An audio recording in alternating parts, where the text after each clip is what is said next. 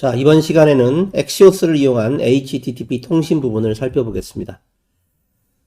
우리가 프론트엔드 앱을 만들었지만 그 프론트엔드 앱이 생명력을 가지려면 외부로부터 데이터를 제공받아야 되겠죠. 프론트엔드 앱들은요, 직접 DB에 접근 못하죠. 일반적으로. 그래서 보통 백엔드 API 서버를 중간에 거쳐서 통신하게 됩니다. 자, 그래서 이 통신하려면, 자, 결론은 뭐죠? 백엔드 API 서버가 필요하다라는 얘기죠. 그래서 엑시오스를 사용하는 방법도 익히고 백엔드 API 서버도 준비하고 그 과정상에서 일어나는 여러 가지 문제점들을 또 해결하는 그런 방법도 살펴볼 거예요. 자, 그 첫 번째로 엑시오스가 무엇인지부터 살펴보도록 하겠습니다. 엑시오스는 HTTP 기반 통신을 지원하는 가장 많이 사용되는 자바스크립트 라이브러리입니다. 뭐 다른 API도 있지만 가장 많이 써요. 엑시오스 말고도 뭐 슈퍼 에이전트라든지 또는 jQuery 쓰셨던 분은 뭐 jQuery에 있는 AJAX 라이브러리도 있고요. 여러 가지가 있죠. 그리고 브라우저에 내장된 패치라는 라이브러리도 있고. 자, 그런데 엑시오스가 가진 장점들이 많습니다. 자, 그런 의미에서 엑시오스와 브라우저에 내장된 패치라는 라이브러리를 한번 비교를 해보았습니다. 엑시오스가 가지고 있는 단점은 별도로 모듈을 설치해야 된다는 겁니다. npm 인스톨에서 설치하셔야 된다라는 것이 단점이고요. 반면에 패치는 내장되어 있기 때문에 별도로 설치하실 필요가 없죠. 둘 다 프라미스 API를 제어하고요. 이 프라미스는 우리가 ES6 공부할 적에 이미 살펴보셨던 그런 내용이 되겠습니다.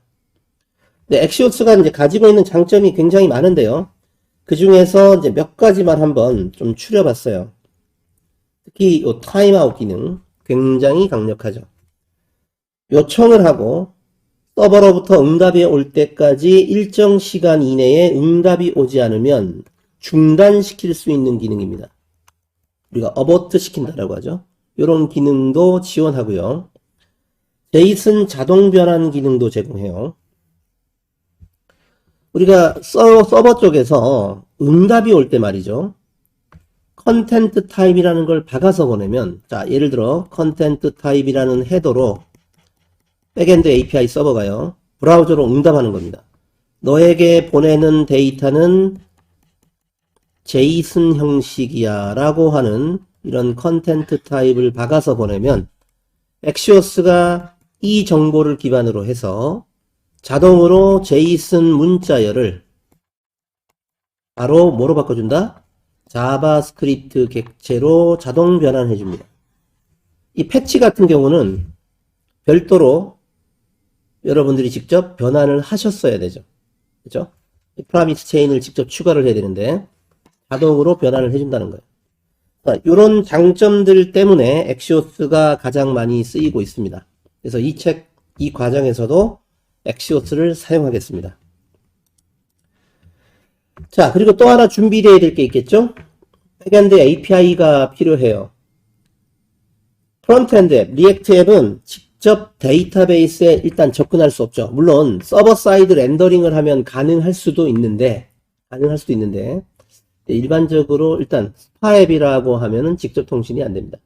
그래서 리액트 앱이 있고 데이터베이스 사이에 뭐가 필요한 거죠? 백엔드 API 서버가 있어서 주로 제이슨 형태로 주로 데이터를 주고받겠죠. 그리고 백엔드 API 서버가 데이터베이스에 접근해주는 이런 기능을 담당하게 됩니다. 그래서 이걸 직접 만드시거나 또는 모형을 만드셔야 돼요. 모형. 그러니까 모킹 한다라고 하죠. 가장 유명한 것이 바로 제이슨 서버입니다. 제이슨 파일을 하나 만드신 다음에 이 제이슨 파일을 이용해서 제이슨 서버를 구동을 하시면 내부적으로 CRUD 기능을 자동으로 구현해줘요. 백엔드 API 기능을. 그리고 이 제이슨 파일이 일종의 데이터베이스 같은 역할을 합니다. 자, 그런데 이 책에서는요, 이런 제이슨 서버를 쓰지 않고요, Node.js로 미리 제공되는 RESTful API를 써볼 겁니다. 여러분 책에는 heroku.com 사이트 주소로 된 게 있을 거예요. 아마 2개가 있을 텐데. 근데 그 중에서 heroku가 최근에 유료화가 되었죠. 그래서 요 파워포인트랑 이 인터넷 강의에서는 뺐습니다. 유료 강의라 해서 유료로 전환되면서 지원되지 않을 수 있어요. 그래서 자, 이렇게 별도로 버셀 앱을 만들었고요. 요 Node.js로 제공되는 서버는 로컬로도 실행할 수가 있는데요. 저희가 실습을 할 때는 로컬로 테스트를 주로 할 겁니다. 근데 만일에 로컬에 이 서버를 구동하실 수 없는 상황이라면 이 주소를 그대로 이용하셔도 됩니다. 그러니까 여러분 작성하시는 예제의 이 주소만 로컬호스트 주소를 이 주소로 바꿔서 테스트하시면 되겠습니다. 자, 기본은 이제 로컬 서버로 한다라고 알고 계시면 되겠습니다. 자, 그러면 요 서버로 들어가셔서 한번 어떤 기능을 제공하는지를 살펴봐야 되겠죠? 자, 브라우저를 열고 잠시만 살펴보도록 하겠습니다. 자, 이런 화면이 나타나죠. 투두 리스트 서비스 1.0. 자, 오른쪽 사이드 메뉴를 보시면 간단한 도움말을 보실 수 있어요. 각각의 어떤 기능들이 제공되는지 도움말을 보실 수 있고요. 특정한 도움말 하나를 볼까요? 요거는 특정 사용자의 투두 리스트를 조회하는 그런 API입니다. get 메소드로 실행하는 그런 API고요. 자, 실제로 링크를 클릭하시면 샘플 데이터를 이렇게 보실 수 있죠. 자, 지금은 제가 샘플 데이터를 넣어놨죠. 홍길동이라는 사용자의 샘플 데이터를 보신 겁니다. 이거는 이제 미리 만들어둔 사용자고요. 여러분이 직접 여러분의 이니셜 같은 걸로 여기 홍길동 대신에 여러분 이니셜로 만드실 수도 있습니다. 여기 create라고 된 거 보이시죠? 요거 클릭하시면 요런 형식으로 요청하시면 샘플 데이터를 만드실 수도 있습니다. 근데 요 샘플 백엔드 API 서버는요, 테스트 백엔드 API 서버는 DB가 없어요. 파일 형태로 작동을 합니다. 그래서 너무 많은 사용자가 접근하게 되면 조금 문제가 생길 수도 있거든요. 말 그대로 샘플형 백엔드 API라고 보시면 되겠죠. 그러다 보니까 테스트할 때, 우리가 실제로 이 과정을 진행을 할 때, 이 책을 공부하실 때는 여러분 로컬 컴퓨터에 별도로 설치하실 것을 권장해 드려요. 말 그대로 샘플이라고 보시면 되겠습니다. 자, 그러면 어떤 API가 제공되는지를 한번 살펴보도록 할까요? 자, 요거는 조회하는 거겠죠. 특정 사용자의 투두 리스트 항목을 조회하는 거. 특정 사용자의 투두 리스트 중에서 투두 한 건을 조회하는 겁니다. 투두 한 건 조회. 그 다음에 요건 추가하는 거죠. 투두 추가. 요거는 뭐죠? 수정하는 거. 요거는 완료 여부를 true, false로 바꿔주는 토글하는 겁니다. 그 다음에 이건 삭제하는 거겠죠. 자, 아까 말씀드렸지만 새로운 사용자의 샘플 데이터를 만드는 게 바로 이 녀석이죠. create 하는 거예요. 샘플 데이터 3건을 만듭니다. 마지막에 있는 거는 그냥 페이크로 만든 거니까 이건 무시하셔도 되겠습니다. 3초의 지연 시간 후에 응답하도록 하는 뭐 그런 정보라고 생각하시면 되겠습니다. 자, 그리고 요 API들 있죠. 요 API들에 대해서 잠깐 더 추가로 말씀드릴 것은 그냥 투두 리스트라고 하는 형태로 요청하시면 바로 응답해요. 바로. 그런데 투두 리스트라고 하시고 뒤에 underlong이라고 붙은 주소로 요청하시면 1초의 지연 시간을 가지도록 해줍니다. 의도적으로. 이 의도적 지연 시간을 제가 기능을 추가한 이유는 백엔드에 호출하고 응답이 올 때까지 좀 시간이 오래 걸리면 우리 화면에 리액트 앱 화면에 뭘 보여줘야 될까요? 빙글빙글 돌아가는 거. 지금 로딩 중입니다. 이런 화면 보여줘야 되잖아요. 그런 화면을 테스트할 수 있도록 기능을 추가한 겁니다. 그래서 이런 API들이 준비되어 있다.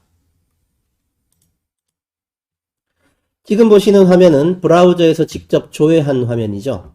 방금 전에 보여드렸어요. 그죠? 이렇게 요청하면 이와 같은 화면이 나타납니다.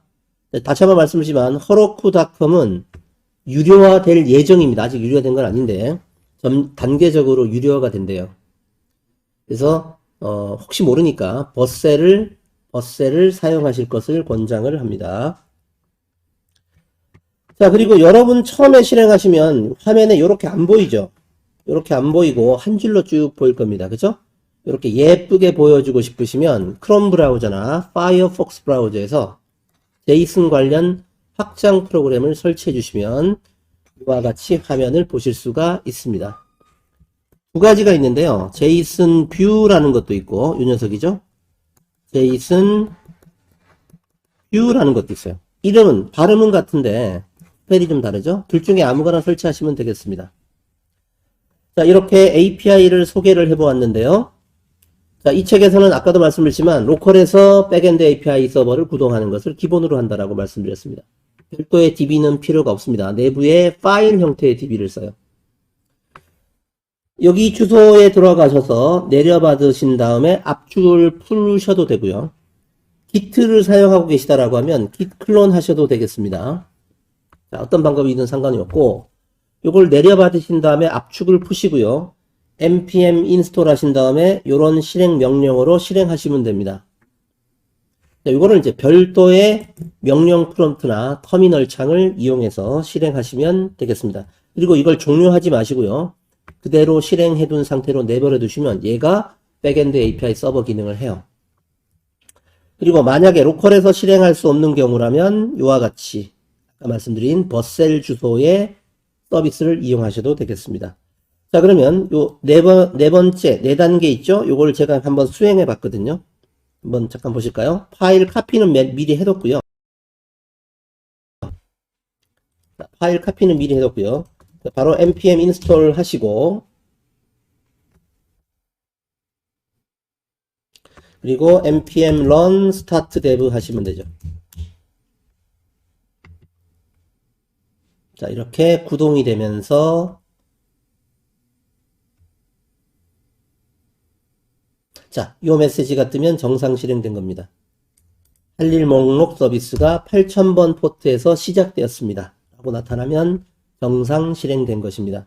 자, 여기까지 살펴보셨고요. 잠깐 쉬었다가 또 다음 내용 살펴보도록 하겠습니다.